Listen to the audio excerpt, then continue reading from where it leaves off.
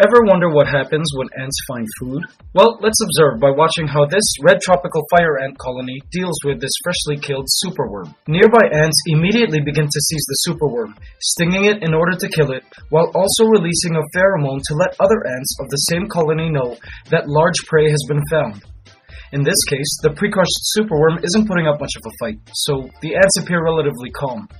But if it was putting up a fight, the ants would be releasing a pheromone indicating that they would be needing some heavy ant warfare for backup.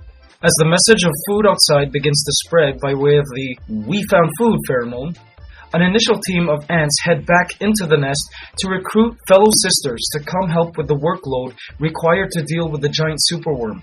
Message spreads really quickly to other parts of the nest and throughout the colony, and more ant recruits venture off outside to give their assistance.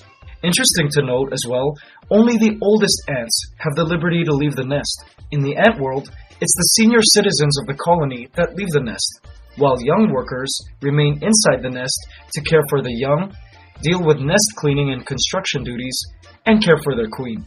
When dealing with a large superworm like this that cannot be readily carried back to the nest, surprisingly the first thing the ants do is they start to bury it. Weird, right? The ants in the outworld begin collecting pieces of debris, hair, colony garbage, anything they can find, even pieces of exoskeleton from previous superworm kills, in attempts to bury this large superworm. Why do they do this? Perhaps it's to hide their new booty from other ants or potential scavengers that might smell the decaying superworm and snatch away their newfound food. Perhaps as well, it makes working with the large food item